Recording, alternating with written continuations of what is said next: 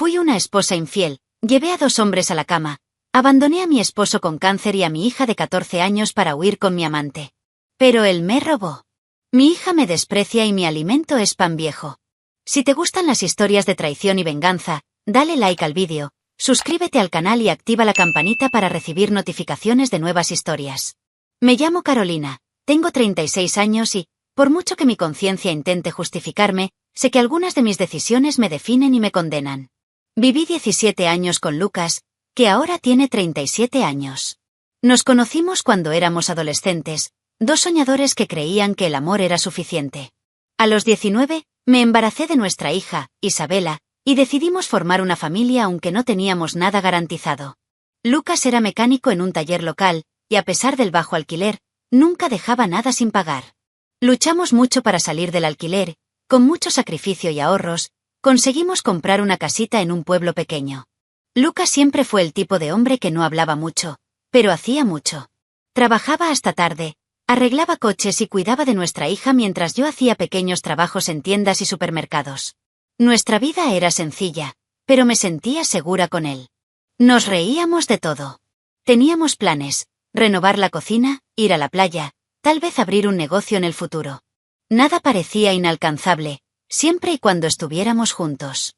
Por eso el impacto del diagnóstico fue tan devastador. Fue como si la vida hubiera echado el freno de mano en medio del camino. Lucas tenía 33 años cuando las pruebas revelaron que tenía un linfoma avanzado. Empezó a perder peso, a sudar frío y a tener fiebres y dolores misteriosos que ningún medicamento podía curar. Pensé que era estrés o una gripe fuerte, hasta que supe el nombre de la enfermedad: cáncer. A partir de entonces, nuestra casa se convirtió en un hospital improvisado. La quimioterapia fue brutal. Lucas empezó a consumirse, perdió el cabello, el apetito y, poco a poco, perdió las ganas de hablar, reír y vivir.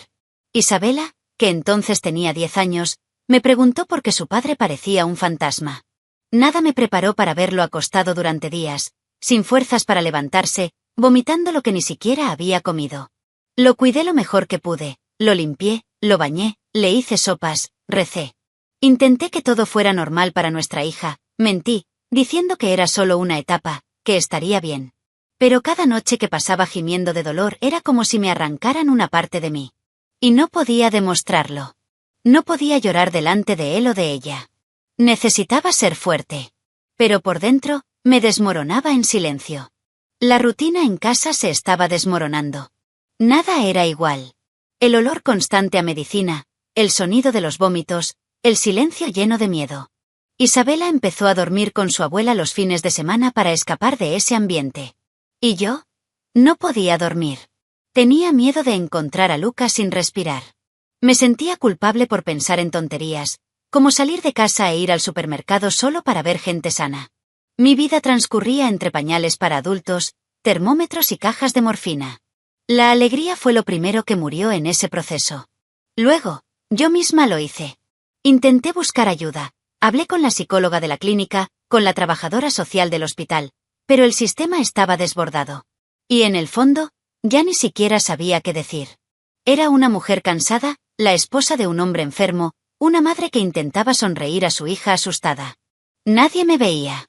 Todo giraba en torno al dolor de Lucas. Y sí, él sufría, pero yo también. Pero mi dolor era invisible. Era como gritar bajo el agua. Me sentí egoísta por pensar en ello, así que guardé silencio. Y cada día que callaba, una parte de mí moría un poco más. Y aunque no quería admitirlo, algo dentro de mí empezó a desconectarse. Era como vivir en una casa en ruinas, donde cada habitación se derrumbaba lentamente. Miré a Lucas y ya no veía al hombre con el que me había casado, sino un cuerpo frágil y dependiente que me absorbía hasta la última gota de energía. Intenté no pensar en ello, lo juro. Pero ya no soñaba con el futuro.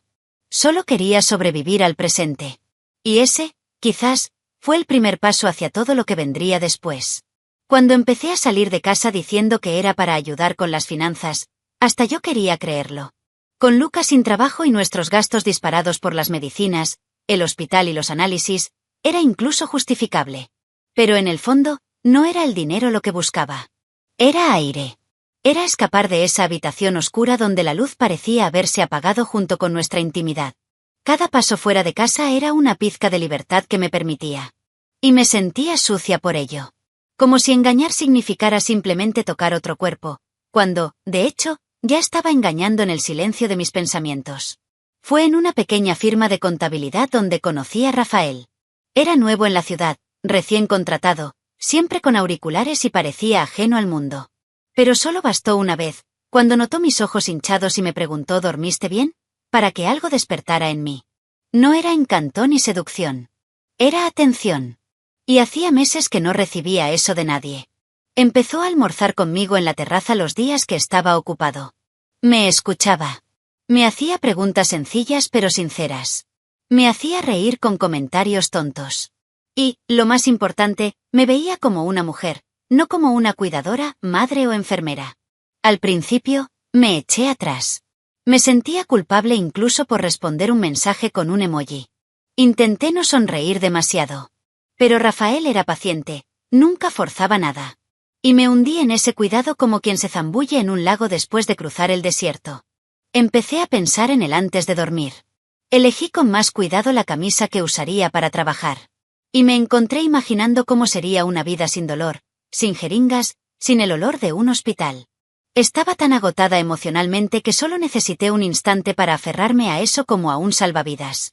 La primera vez que nos besamos fue al salir del trabajo, cuando me ofreció llevarme. No fue planeado. No fue apasionado. Fue tierno. Triste. Como si dos corazones rotos se reconocieran. Y no pude resistirme. Al llegar a casa, me invadió el remordimiento. Pero al día siguiente, me vestí mejor, me puse perfume, me pinté los labios. Y así cedí. No por pasión, ni por venganza. Sino porque me sentía viva de nuevo. Y por primera vez en mucho tiempo, alguien me tocó sin piedad, sin miedo a lastimarme, sin estar al borde de la muerte. Con el tiempo, Rafael se convirtió en mi refugio emocional. Hablábamos de planes, música, libros, todo lo que había olvidado.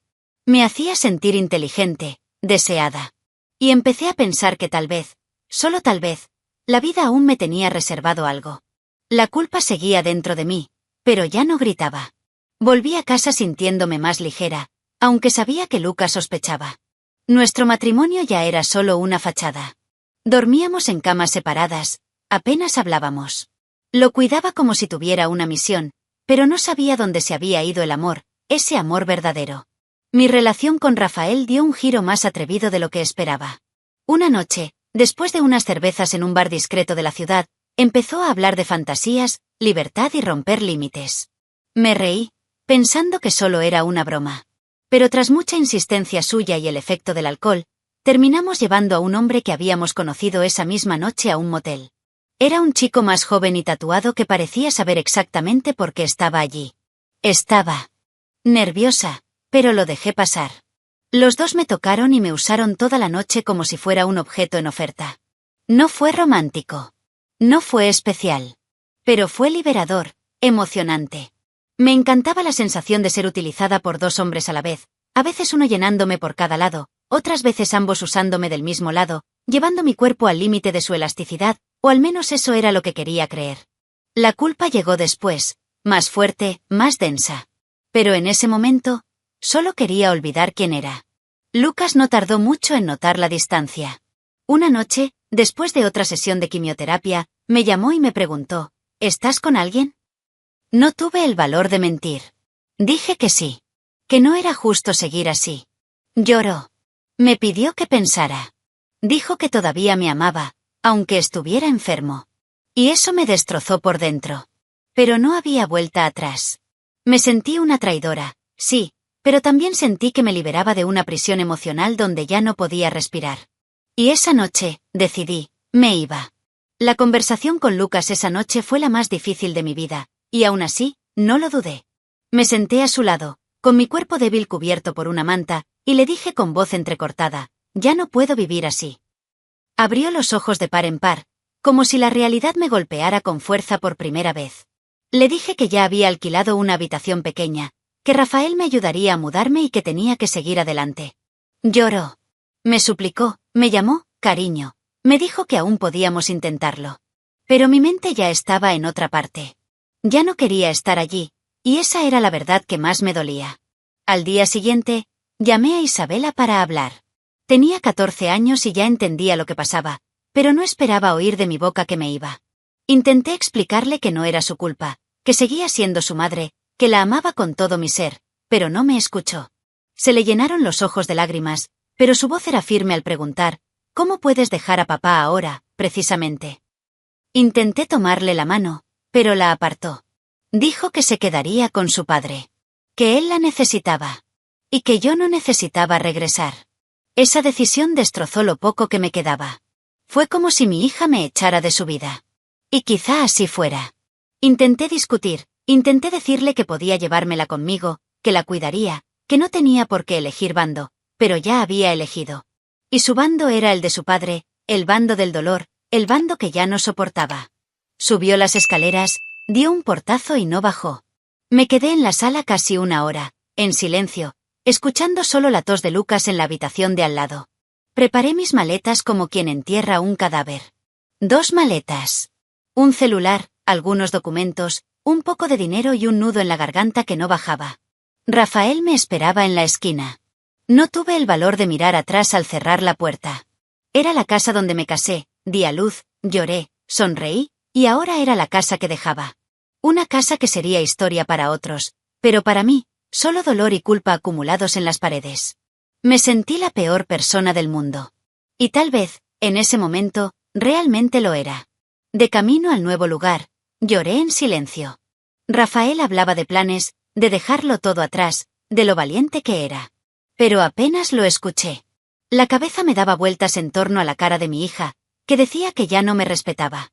Eso resonaba como un grito ahogado en mi interior. ¿Y lo peor? Ni siquiera podía negarlo. Sabía lo que había hecho. Sabía lo que había dejado atrás. Pero creía, con todas mis fuerzas, que ya no soportaba vivir bajo esa sombra de muerte. Ese día, empezó el silencio.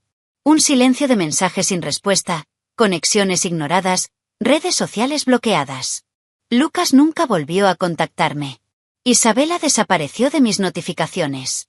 Mi familia desapareció. Estaba sola. E incluso con Rafael, nunca me había sentido tan sola.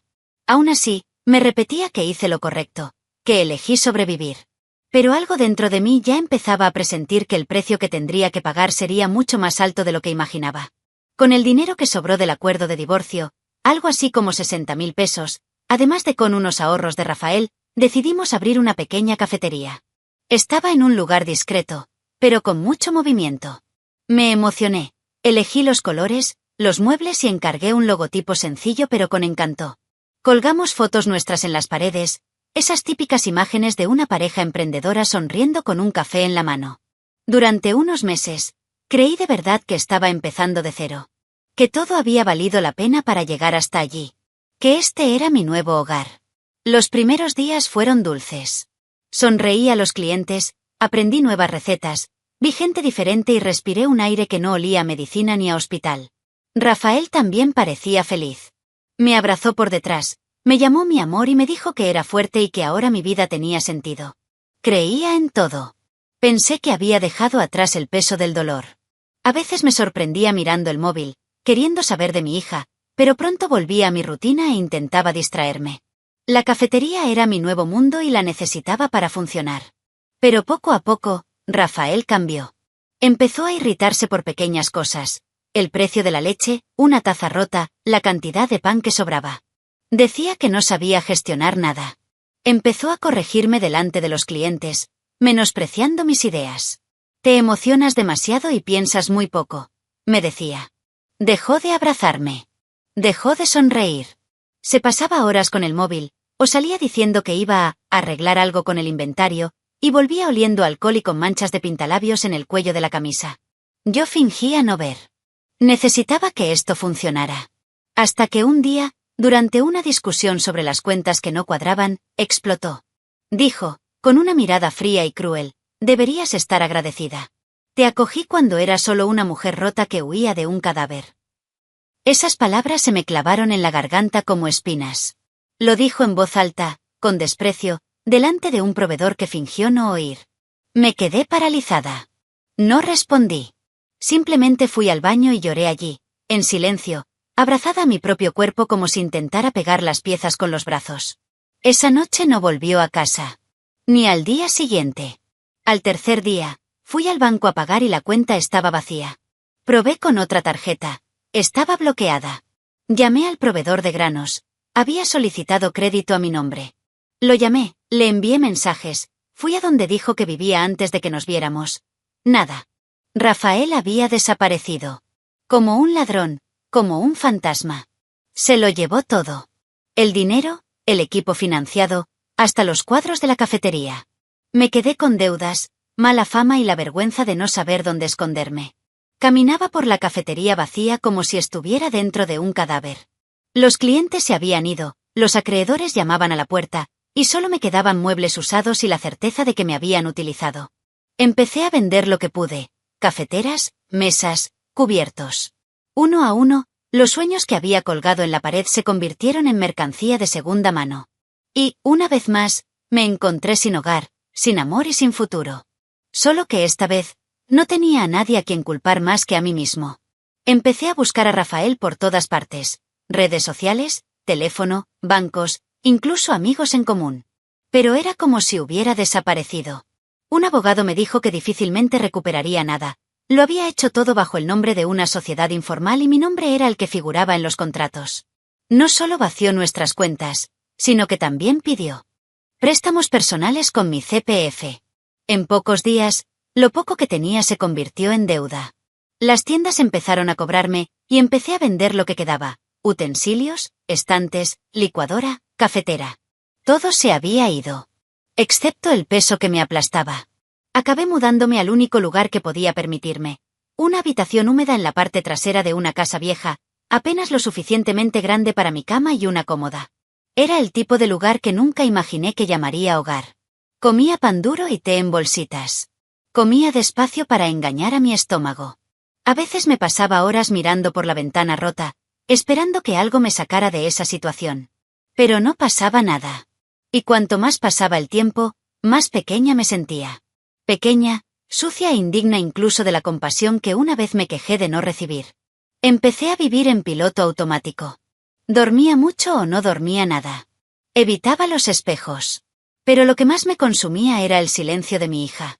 Busqué en todas las redes sociales, intentando encontrar alguna señal de ella, alguna foto, alguna publicación que mostrara si estaba bien. Pero Lucas lo había bloqueado todo. Desaparecieron como si yo nunca hubiera existido. El dolor del rechazo era agudo, pero también merecido. Yo era quien había cortado el lazo. Y ahora, sentía que ni siquiera sabía cómo rehacerlo. Era como si me hubiera exiliado, sin que nadie se diera cuenta.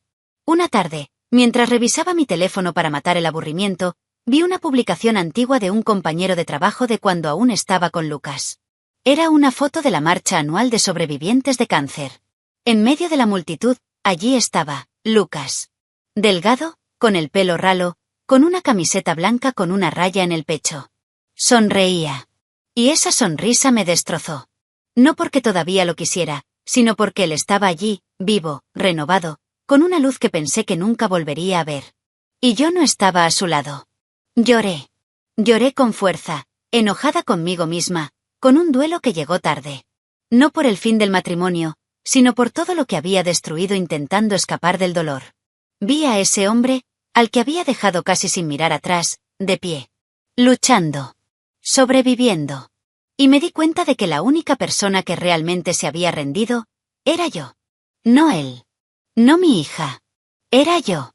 Y en ese momento, lo único que quería era tener la oportunidad de decirle eso. Que me arrepentía. Que tal vez no merecía el perdón. Pero que tenía que intentarlo. Esa foto me persiguió durante noches. La guardaba en el móvil y la miraba a diario. Era como un portal a lo que era y a lo que podría haber sido. Empecé a pensar en volver. Volver a la ciudad, a la calle donde vivía, a la casa que una vez fue mía. No para pedir volver, sino para pedir perdón. Para decir, sé que cometí un error. Quizás no cambiaría nada. Quizás ni siquiera me dejarían acercarme. Pero sentía que tenía que hacerlo, aunque eso significara oír un no. Al menos sería real. Y estaba harta de vivir entre fantasmas. Regresé a la ciudad como si caminara hacia un velorio que forma parte del duelo y también del crimen. Bajé de la camioneta con una vieja maleta, con el corazón acelerado y la mente ensayando 1000 versiones de una disculpa. Caminé por las calles que una vez fueron mías. Vi las tiendas de siempre, el mercado de la esquina, el puesto de frutas donde comprábamos limones y aguacates. Pero nada me preparó para volver a ver la casa. Nuestra vieja casa. La fachada había sido repintada, el césped cortado, una bicicleta infantil nueva apoyada contra la pared. Era como si la vida se hubiera renovado allí. Sin mí. Respiré hondo, toqué el timbre y esperé. Mis ojos ya estaban húmedos antes de que abriera la puerta. Cuando la puerta se abrió, sentí una opresión en el pecho. Era Lucas. Envejecido, sí, con más arrugas, menos pelo. Pero erguido. Firme. Y no solo eso, con presencia. Con dignidad. Me miró unos segundos, como si observara un fantasma. No sonrió. No gritó. Simplemente preguntó, ¿qué haces aquí, Carolina? Y en ese momento, quise desaparecer. Aún así, pregunté, ¿podemos hablar? No me dejó entrar. Se quedó en la puerta, como una barrera entre la vida que había dejado atrás y yo. Dijo, con una calma cortante, que no había nada más que decir. Que había aprendido a vivir con mi ausencia. Que el dolor fue largo, pero que, con el tiempo, dejó de latir. Que Isabela era su mano derecha. Que lo cuidó, levantó banderas, aprendió a cocinar, se convirtió en mujer de la noche a la mañana. Y que, juntos, reconstruyeron una nueva rutina. Fue duro, pero sobrevivimos, dijo. Y añadió, sin ti. Lloré. Pedí perdón. Dije que sabía que nada borraría lo que había hecho, pero que necesitaba mostrar arrepentimiento. Que no quería volver con él ni pedirle espacio. Solo quería decirle, sin rodeos, que lo sentía. Guardó silencio un rato, luego me miró a los ojos con una serenidad que me destruyó más que cualquier enojo. Dijo, no necesitas disculparte por mí. Necesitas perdonarte a ti mismo. Pero aquí ya no hay espacio para ti. No por odio, sino porque todo ha seguido adelante. Y en ese momento, comprendí lo que era perder de verdad. Dijo que mi visita podría confundir a nuestra hija. Que ya tenía demasiadas cicatrices como para abrir otras nuevas. Y que no le parecía justo arruinar lo que tanto tiempo le había costado reconstruir. Me agradeció mi visita. Y finalmente, dijo, sí, empezamos de nuevo. Pero sin ti. Y entonces cerró la puerta. No dio un portazo. No gritó. No me humilló. Simplemente, la cerró. Y ese gesto, hecho con tanta firmeza y calma, me dolió más que si me hubiera soltado todas las palabrotas que merecía oír. Me quedé allí unos minutos, mirando la puerta cerrada. El viento arrastraba hojas secas a la acera, y me sentí igual que ellas, zarandeada de un lado a otro, sin raíces, sin un lugar. Me senté en la acera y lloré hasta que me quedé sin fuerzas. Pensé que había venido por él, pero comprendí que él estaba allí por mí. Para ver lo que había perdido. Para entender que no hay vuelta atrás en algunas decisiones. Y que, a veces, el mayor castigo no es el desprecio, es la indiferencia de quienes han seguido adelante. Al día siguiente de conocer a Lucas, me senté en la plaza cerca de la escuela donde estudiaba Isabela, observando desde lejos cómo los estudiantes se marchaban con sus mochilas y celulares en la mano. Era mayor, más mujer que niña. Llevaba el pelo recogido, caminaba con paso firme y tenía una mirada que reflejaba años que no le pertenecían. No sabía si me reconocería. Cuando pasó a mi lado, dudé. Pero la llamé. Se detuvo, me miró con una expresión neutra, ni sorprendida ni enojada, y simplemente dijo, hola. Esa palabra, dicha sin emoción, me desmoronó. Le pregunté si podíamos hablar. Lo pensó unos segundos y, para mi sorpresa, aceptó. Fuimos a un café sencillo, un poco apartado, para evitar miradas. Nos sentamos uno frente al otro. Me temblaban los dedos al sostener la taza y sentía un nudo en la garganta, como si estuviera a punto de ahogarme con todo lo que tenía que decir. No sabía por dónde empezar. Entonces lo dijo directamente, sin rodeos, ¿por qué volviste? Y esa pregunta, aunque breve, cargaba con el peso de 2 años de silencio, dolor y abandono. Respiré hondo y le conté todo. Le dije que me arrepentía, que Rafael me había engañado, que me había dejado sin nada. Que no estaba allí para pedir perdón de inmediato, sino porque necesitaba verla. Le dije que me sentía muerta por dentro sin saber de ella, sin noticias, sin su voz.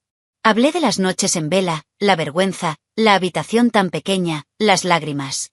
Y que solo había una razón por la que había vuelto, ella. Porque, incluso después de todo, era mi hija. Y que, aunque no lo mereciera, la seguía amando con cada parte de mí.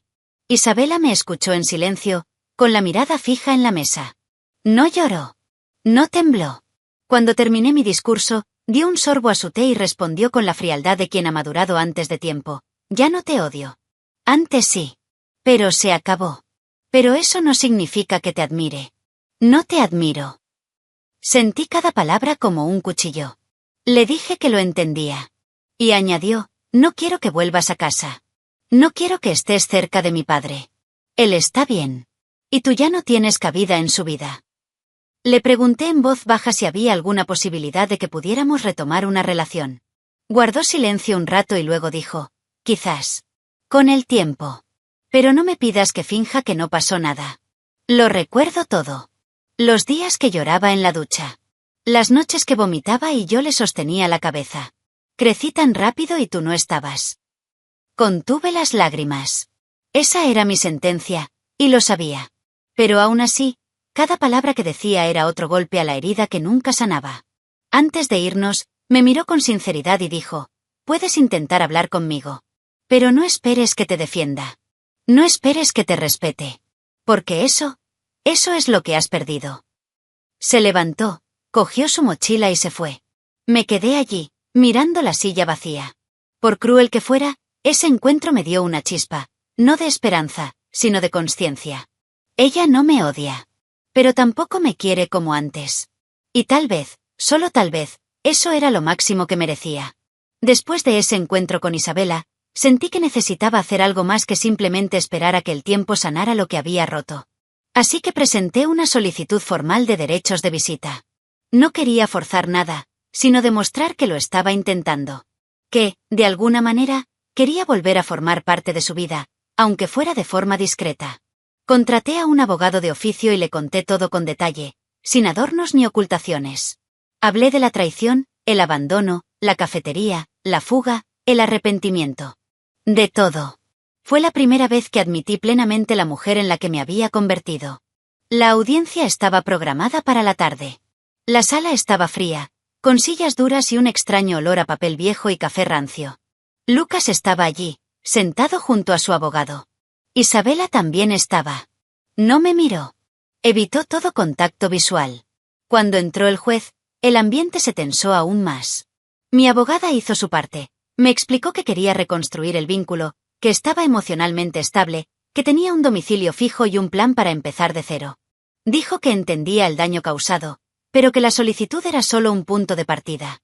El abogado de Lucas fue directo, casi cruel. Dijo que había desaparecido. Que había usado el dinero de la familia para vivir con otro hombre.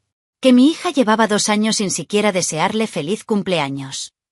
Que ni siquiera hubo un intento de reconciliación durante el periodo más crítico de la enfermedad de su padre. Dijo que ahora, tras mi caída personal, intentaba idealizar un regreso como si fuera un arco de redención digno de una telenovela. Sentí que se me encendía la cara. Quise replicar, explicar. Pero guardé silencio. Porque cada palabra que decía era verdad. El juez le pidió a Isabela que hablara. Respiró hondo, se arregló el pelo y habló con calma. Dijo que no sentía odio. Que estaba dispuesta a responder mensajes eventualmente, quizás a tomar un café de vez en cuando. Pero que no quería visitas obligatorias ni convivencia forzada. Que no se sentía segura con la idea de compartir la custodia con alguien que, en sus palabras, desapareció en el momento más frágil de nuestras vidas. Dijo que el perdón podría llegar algún día, pero la convivencia forzada no. Y que la estabilidad que ella y su padre habían construido era algo que no quería arriesgarse a perder. La jueza guardó silencio unos segundos. Luego, con firmeza, decidió dejar todo como estaba. Dijo que no había fundamento legal para cambiar el régimen actual, que no había consenso familiar y que, emocionalmente, era evidente que la relación necesitaba tiempo, no imposiciones. Dijo que comprendía mi esfuerzo, pero que la reparación del daño emocional no se daba por orden judicial. Que recuperar a alguien es un proceso lento y delicado, y, a veces, imposible. La audiencia terminó, y me fui con un peso aún mayor sobre los hombros. Al salir del juzgado, vi a Isabela abrazando a su padre.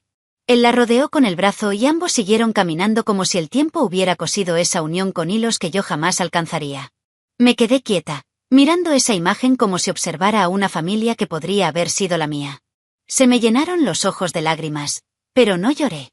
Porque en ese momento comprendí que no todo intento de reparación es bienvenido. A veces, hay que aceptar que lo destruido no se puede arreglar. Regresé de la audiencia sin prisa, como si regresara a un lugar igual al infierno. Entré en mi habitación sin ventanas, me senté en el borde de la cama torcida y me quedé allí, mirando el suelo descascarillado, incapaz de moverme. La bolsa se me cayó de la mano y cayó al suelo. No la recogí. No comí. No lloré. Simplemente me quedé allí. Ya no era una mujer arrepentida. Era una mujer vacía. Un peso muerto entre cuatro paredes mohosas, condenada a ver mi vida descomponerse día tras día sin saber siquiera cuándo había terminado exactamente. Pensé en mi hija. Pensé en su mirada. Pensé en las palabras, no te admiro, no te respeto. Resuenan en mi interior como martillazos. Repito estas frases mentalmente todos los días, como un mantra cruel, como una penitencia. Mi hija me enterró viva, y con razón. Ella era fuerte. Yo era débil. Y la verdad es esta, ya no soportaba ser madre, esposa, cuidadora. Pero ahora, sola, tampoco soporto ser yo misma. No me reconozco. Me he convertido en algo peor de lo que decían. Me he vuelto invisible incluso para mí misma. Me acuesto con hambre. Me despierto con la boca seca. Me miro en el espejo agrietado y veo a una mujer irreconocible. Cabello opaco, piel con manchas, ojos hundidos. Antes tenía planes, incluso en los peores momentos. Ahora solo cuento los minutos entre un día y otro. Ya nada me duele, no porque haya terminado, sino porque todo dentro de mí ya se ha podrido. Rafael me usó, me robó, me humilló. Lucas me olvidó. Mi hija me excluyó. ¿Y yo? Solo existo. Como una sombra. Un cuerpo sin propósito, un error que respira por inercia. Odiarme se ha vuelto una rutina. Evito los espejos, pero no evito los recuerdos. Vienen solos, en fila, como fantasmas hambrientos. Recuerdo las caricias de Lucas cuando aún era hombre, no estaba enfermo. Recuerdo la primera vez que Isabela dijo mamá. Recuerdo el día que salí de casa con 2 maletas, pensando que me liberaba. Todo esto se convirtió en un castigo. Dicen que el tiempo cura. Pero hay dolores que el tiempo solo moldea mejor para que sigan doliendo con más precisión. Me despierto cada día con el mismo pensamiento. ¿Por qué sigo aquí? Escribo todo esto como una diatriba de alguien que no busca redención. Porque la verdad es que ya ni siquiera creo en ella. No quiero que nadie diga que mejorará. No lo hará. No quiero reconstruir nada. Ya no tengo cimientos, ni fuerzas, ni nadie que me sostenga las manos. Mi cuerpo aún respira, pero mi alma está ahí atrás, entre el abandono, la vergüenza y el desprecio. Intento encontrarle sentido a las cosas, pero solo encuentro más vacío. Intento dormir, pero solo encuentro recuerdos. En el fondo, no creo escribir para nadie. Escribo porque quizás sea la única manera que tengo de dejar una última huella en el mundo. No para que me recuerden, sino para que alguien sepa que existí. Que tuve una hija, un marido, un hogar, y que lo perdí todo. Y que, después de eso, no me convertí en una mujer fuerte. No mejoré. Simplemente, no morí. Y quizá, ese fue el castigo más cruel de todos. ¿No crees? Deja tu opinión en los comentarios, dale me gusta al vídeo y suscríbete al canal para recibir notificaciones de nuevos vídeos. Además, ayúdanos a llegar a más personas y a formar una comunidad. Aprovecha y mira una de las historias que aparecen a continuación sobre nuevos informes de traición y venganzas. Hasta la próxima historia.